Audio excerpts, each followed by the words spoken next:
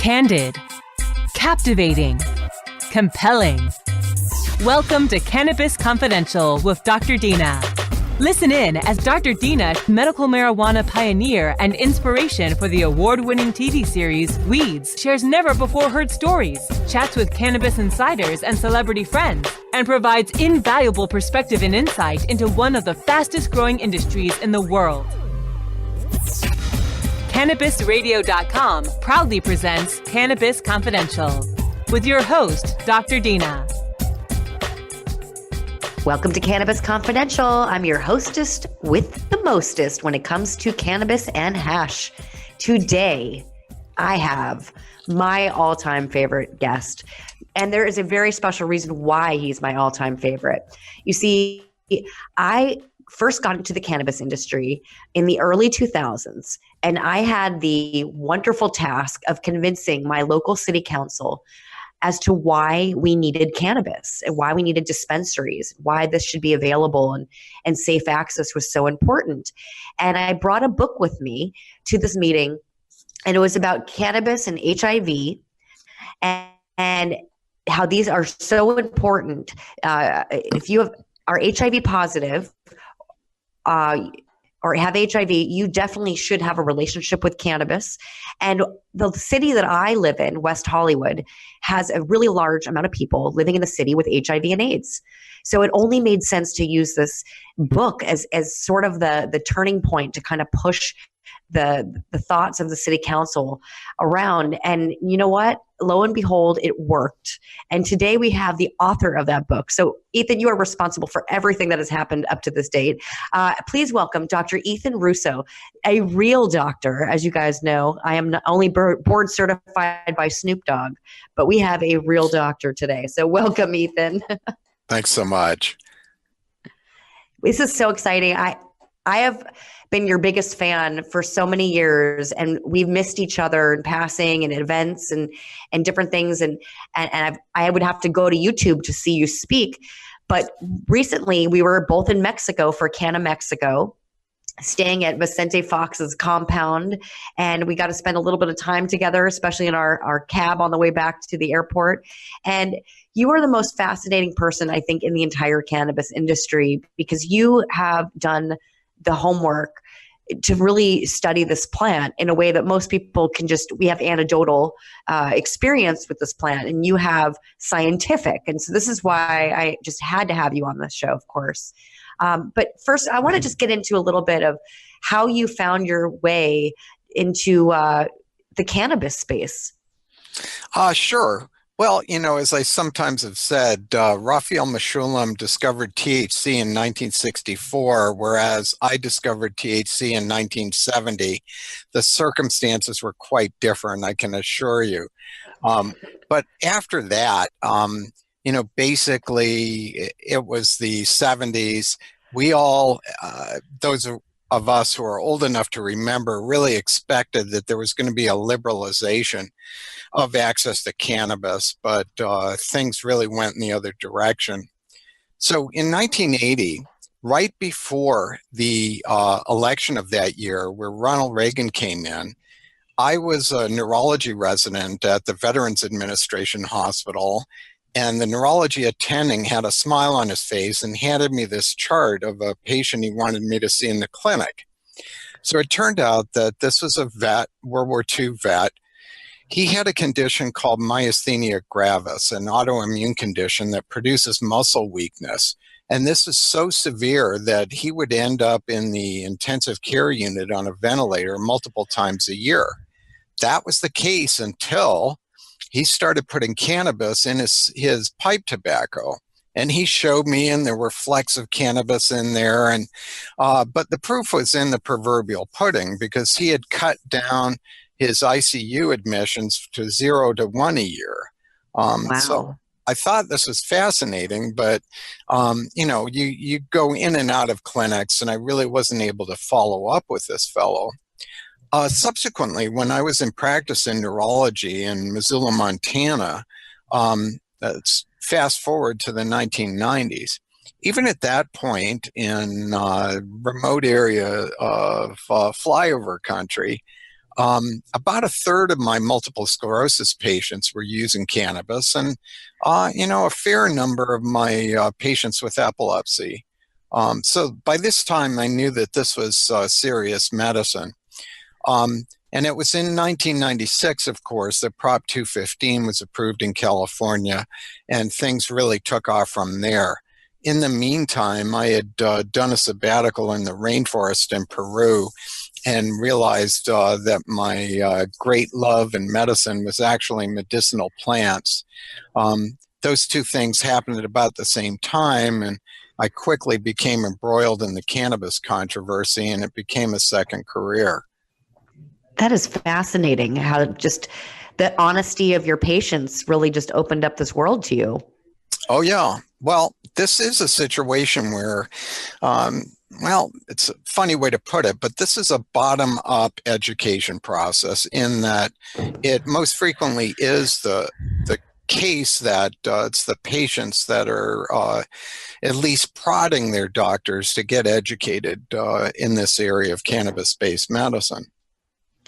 I think in the past, though, most people were too frightened to tell their doctors about their cannabis use, and a lot of doctors probably would maybe have a different opinion about it if their patients were honest. But it's fascinating now. It's become so normal. A bunch of oncologists that I'm working with over at Cedars-Sinai, 5 years ago is when they first contacted me over their first case. But now it's become like the normal. Like someone gets diagnosed with cancer and they put them on a schedule for their chemo and their radiation, and they send them to the store to pick up some cannabis. Well, that's what we call progress, but it's been hard in coming, as you're well aware. I was quite an outlier in Montana at the time, and I'm sure my colleagues at the Western Montana Clinic thought I was crazy, but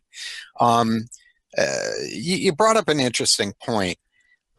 It's critical that doctors be open with their patients and as much as they can be non-judgmental, because I clearly was getting information from patients that they just weren't comfortable imparting to their regular doctors. Not just cannabis use, but use of supplements, herbal medicine, etc. The tide turned, however, when they saw the kind of results that we got.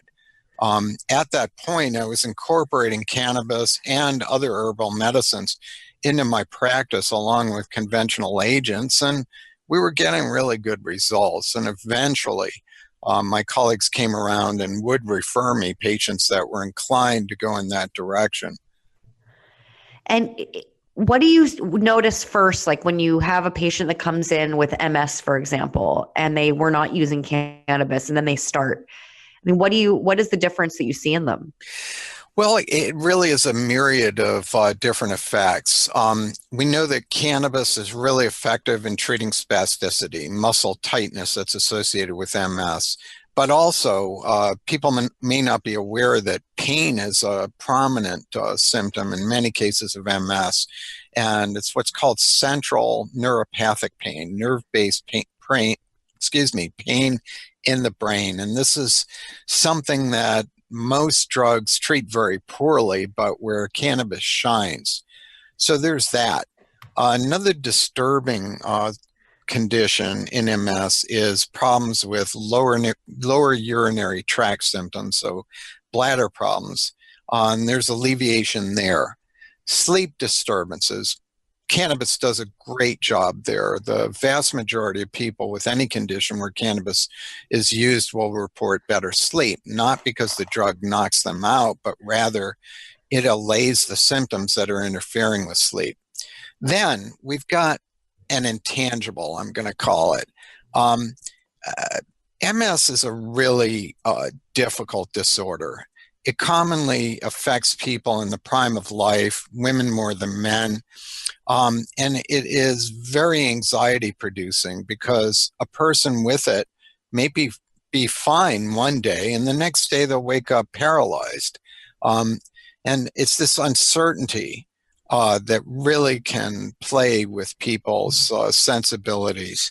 What I noticed was that the people who are using cannabis on a regular basis really had a much better emotional adjustment to the disorder. They could dissociate themselves from a little bit and even laugh at situations where, gee, I was trying to do this and all of a sudden I got fumbly because my right hand wasn't working, and they'd laugh instead of having a catastrophic reaction to what obviously was a major problem for them. Well, you just named at least 5 different medications that someone would have to be on that was replaced with cannabis.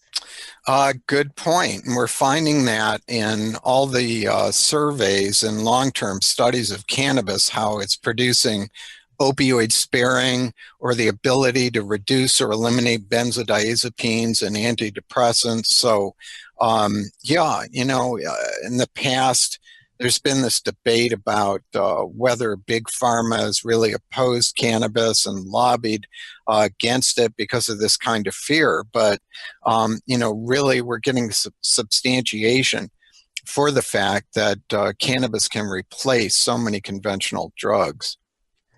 And that is a really important message that we want everyone to be thinking about right now, is how many different medications are you on that can be replaced by cannabis, because these pills are not good for you. But we're going to continue to talk about that in a second. We have to run to a quick break. Don't go anywhere. We'll be right back. Cannabis Confidential with Dr. Dina will continue after a word from our most confident sponsors. Cannabis industry professionals, want to gain some new leads? Make genuine business connections and get premier brand exposure? This is your opportunity. NCIA's new industry socials are coming soon to Portland, Maine, New Jersey, Pittsburgh, Baltimore, and Miami. Sponsorship opportunities available. Register today.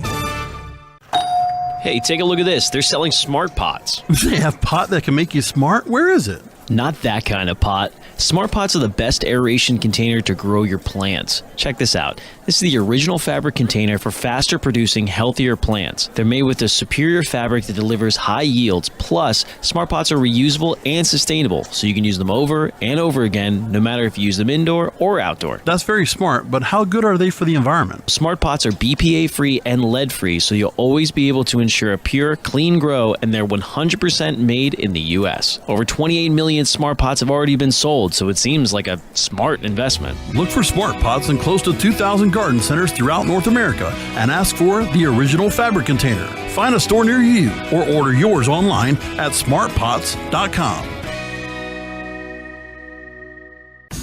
Educate, empower, and engage in the evolution of the cannabis industry. Join thousands of industry professionals on August 3rd and 4th in Miami, Florida for the return of the U.S. Cannabis Conference and Expo inside the Hyatt Regency in downtown Miami. Register before May 1st for an early bird discount of 50% off now at usccexpo.com. That's usccexpo.com. Join us for the 2019 U.S. Cannabis Conference and Expo August 3rd and 4th in Miami. Register now at usccexpo.com.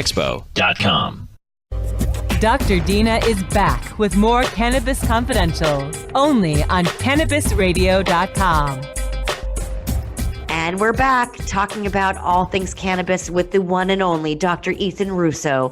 So we were just talking about how cannabis has been able to replace people's dependency on different types of pills that are causing them to not be able to function normally in day-to-day life and maybe hurt their organs, right?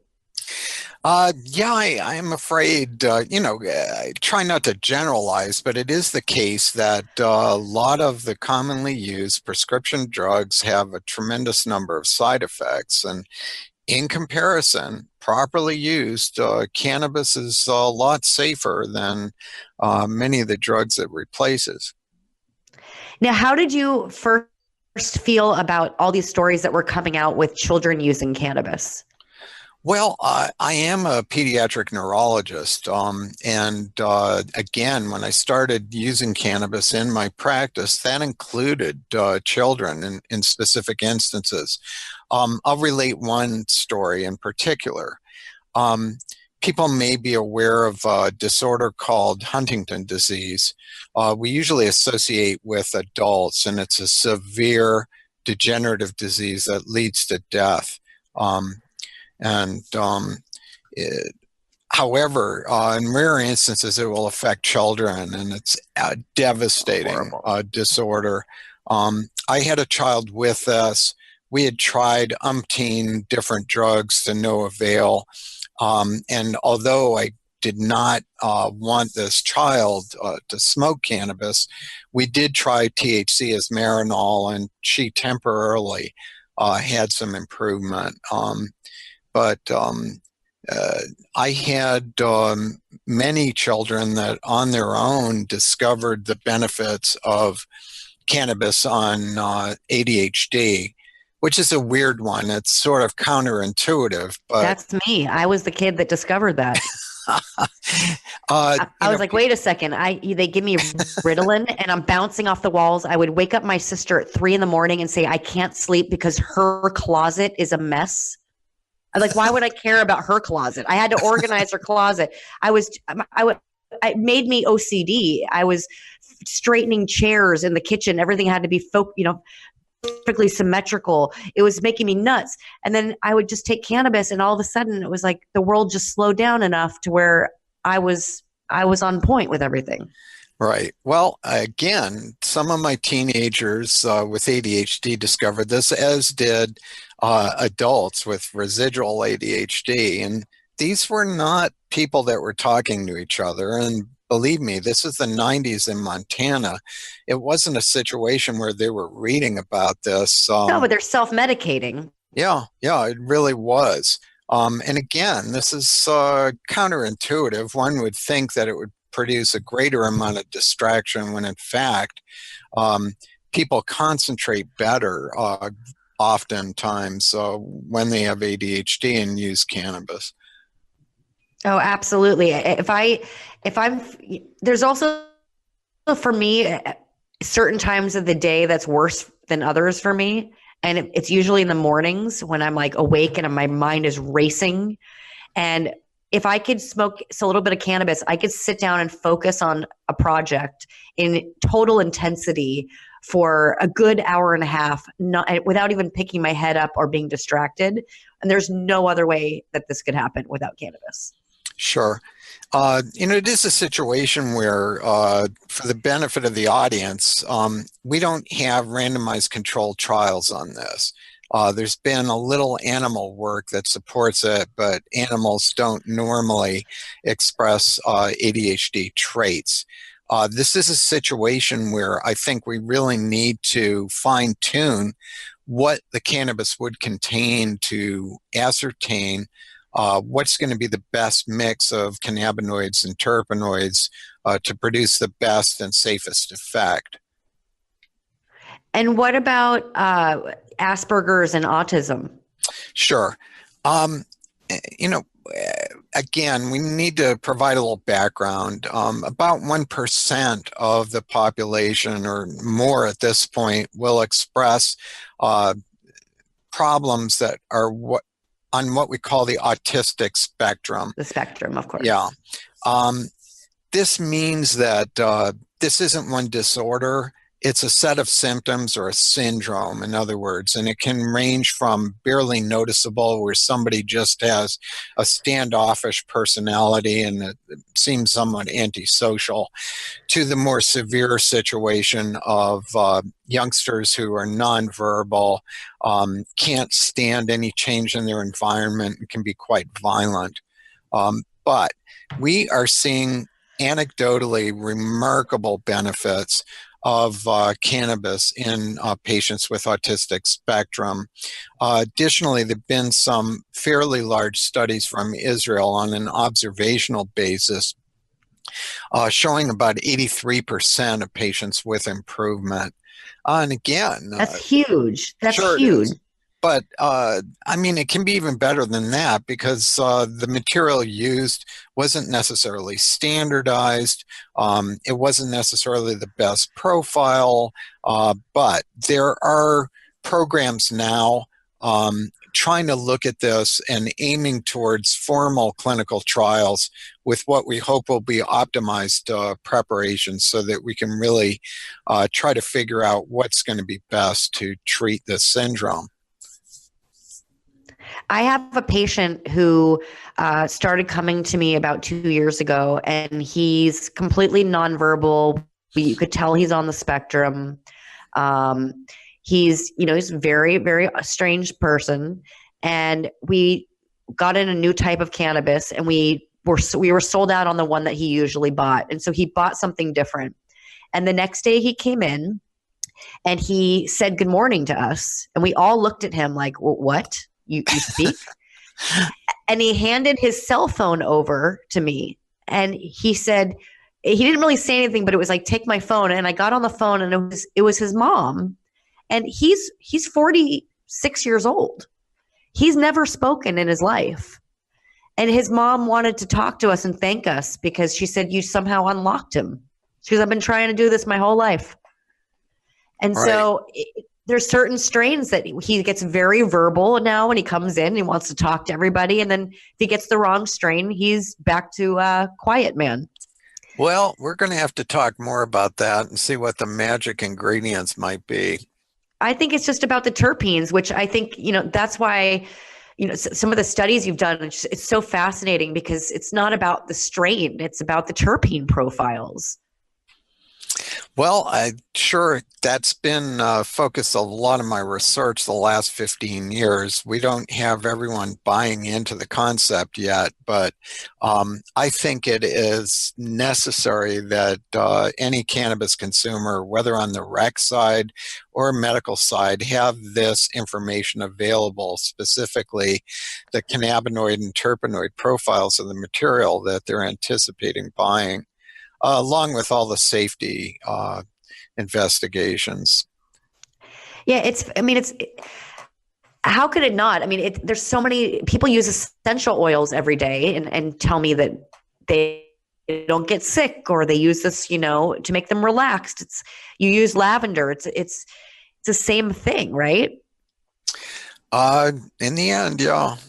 So we love the terpenes. So I think that's really fascinating, how you can change the profile of something. Nowadays, you really notice it with all these vape pens because they're using a lot of it. It's like distilled oil, and the terpenes have been burned off in the process. So they have to reintroduce it, and it completely changes your high, the same oil with different terpene profiles. Yes, absolutely.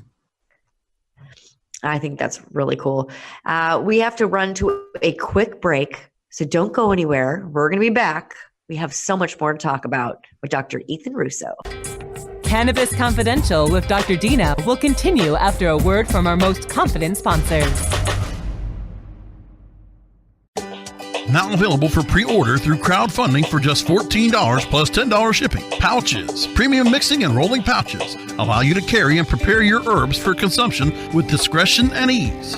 These stylish pouches are handcrafted using strong zips, long-wearing buffalo leather outside, and smooth sheepskin inside. A portion of proceeds go to fund vital medical research into cannabis for ADHD. See a demo and get yours now on Indiegogo or pouches.com. That's POUCHZ.com. Hey, take a look at this. They're selling smart pots. They have pot that can make you smart? Where is it? Not that kind of pot. Smart pots are the best aeration container to grow your plants. Check this out. This is the original fabric container for faster producing, healthier plants. They're made with a superior fabric that delivers high yields. Plus, smart pots are reusable and sustainable, so you can use them over and over again, no matter if you use them indoor or outdoor. That's very smart, but how good are they for the environment? Smart pots are BPA-free and lead-free, so you'll always be able to ensure a pure, clean grow, and they're 100% made in the U.S. Over 28 million smart pots have already been sold, so it seems like a smart investment. Look for smart pots in close to 2,000 garden centers throughout North America and ask for the original fabric container. Find a store near you or order yours online at smartpots.com.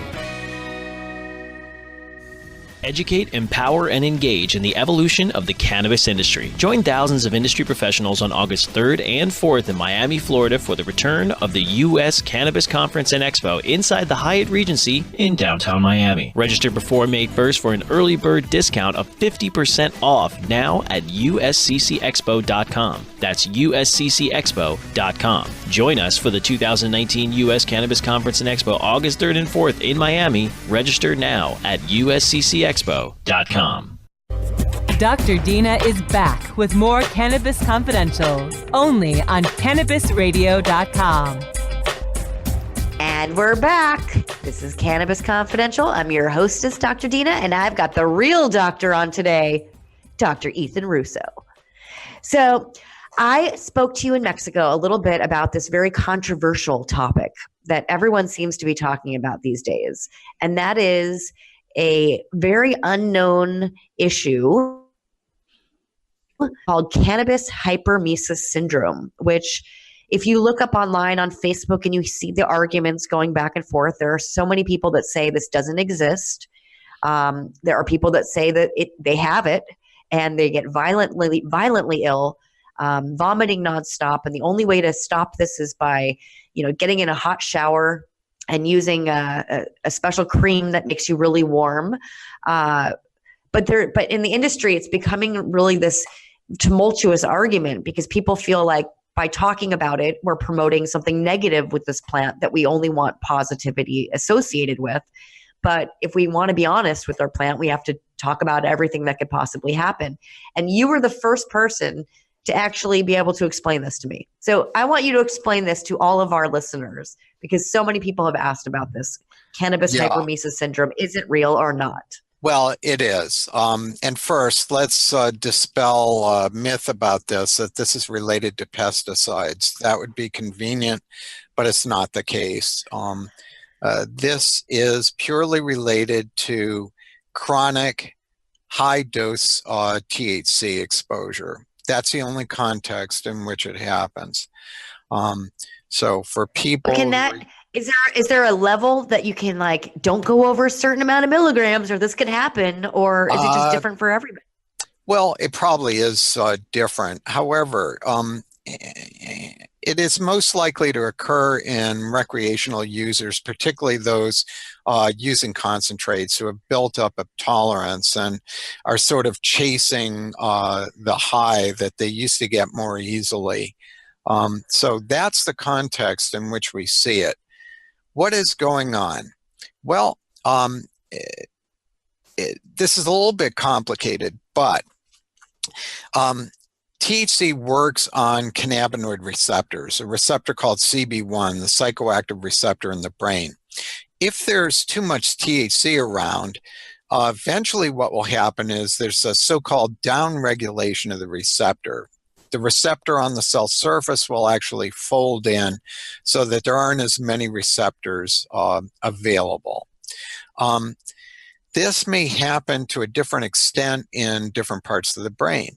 Now, everyone's aware that THC normally reduces pain and reduces nausea.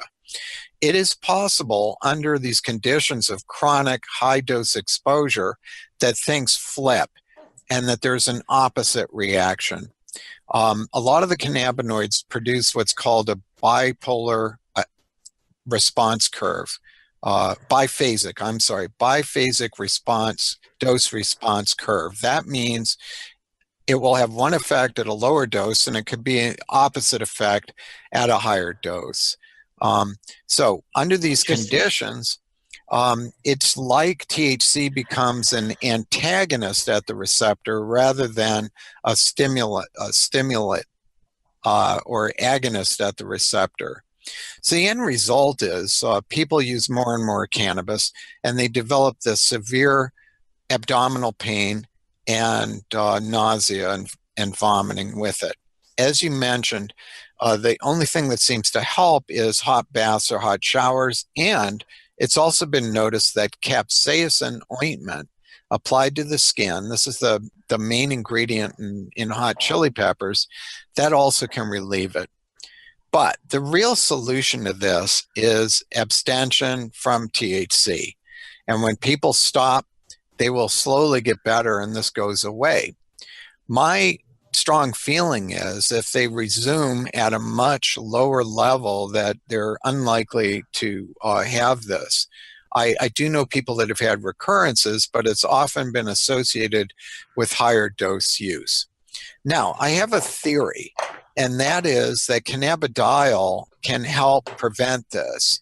Cannabidiol, as people are probably aware, shares some features with THC in that both are anti-inflammatories and painkillers, but CBD also opposes some of the side effects of THC. And it may be that having a good amount of CBD along with the THC will help prevent this. And it may be that high-dose CBD could be a treatment for it, but we haven't had the chance to try that out yet. Cannabis hyperemesis syndrome is relatively rare, but there have been a couple of hundred case reports in the literature, and certainly people are at risk these days with the wide availability of high-dose THC, say in vape pens. And my best advice is moderation, that people should try to get by on the lowest dose, particularly of THC, that's going to provide relief of their symptoms, or in the rec area that's going to make them feel good, but not necessarily extra galactic. That's just something that nobody can maintain forever. And so in layman's terms, don't ruin your pot smoking by going too hard. Exactly. Yes. So that's really fascinating, especially since, we've always been taught that CBD is kind of like the rescue to the THC. So back in the day, if you ate 1,000 milligram brownie and you were regretting it, make sure you consume a bunch of CBD and your high won't be as bad. It'll kind of go away. So if the THC is kind of attacking your receptor, the CBD would then kind of reverse that, right? Can. Again, it's always better if it is concomitant, if they're used at the same time, rather than try and deal with the problem after the fact. It's just not as effective, I'm afraid. The old advice back in the day was, if you eat too much, just drink a glass of milk. It'll slow down your digestion. If you ate a brownie, But, in terms of antidotes to THC, and this wouldn't be adequate for cannabis hyperemesis syndrome, but if someone's too high, a glass of real lemonade seems to help. Black pepper, which contains caryophyllene. These are things we know from the ancients and their description of what to do when somebody had too much hashish. Interesting. We're still going back to their advice, huh? Hey, oldies but good. Sometimes those are the best ones. So what are you working on these days? Well, I'm really interested in a couple of areas that have been under investigated. So this will include cannabis use in obstetrics and gynecology. People may be surprised to know that in the 19th century, cannabis was extensively used as an aid to childbirth, to treat menstrual irregularities and pain. And it also shows great promise in a variety of areas in gynecology, especially endometriosis. So there's that. And then we have the whole other forbidden territory of cannabis and psychiatric conditions.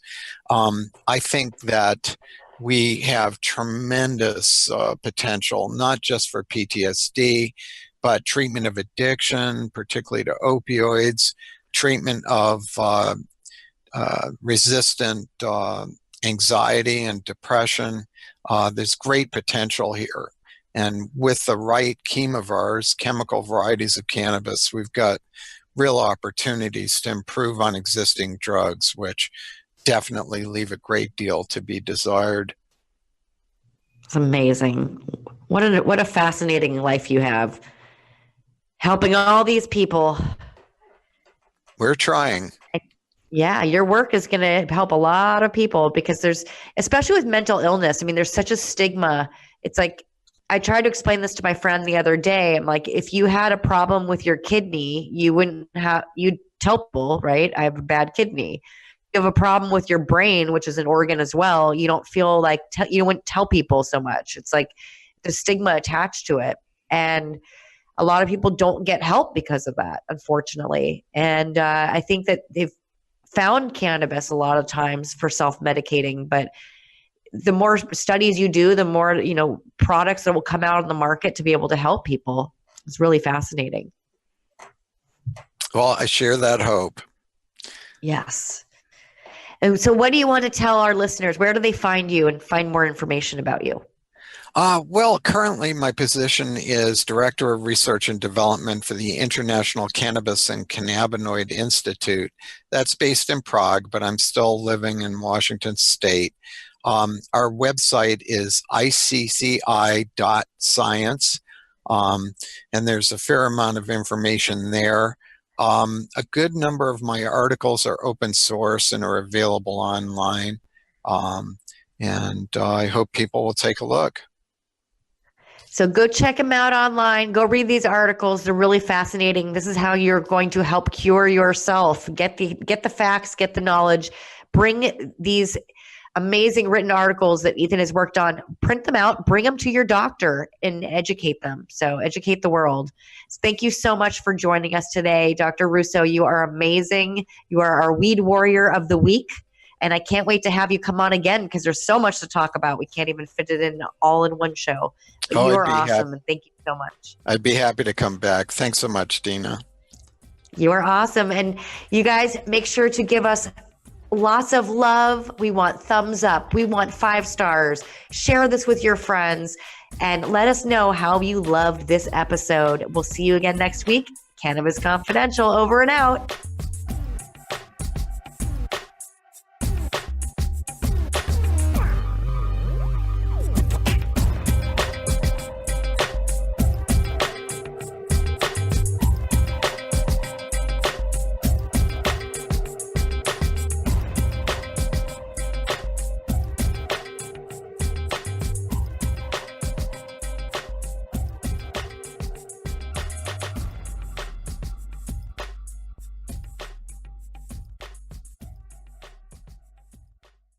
The opinions expressed on this CannabisRadio.com program are those of the guests and hosts and do not necessarily reflect those of the staff and management of CannabisRadio.com. Any rebroadcast or redistribution without proper consent of CannabisRadio.com is prohibited.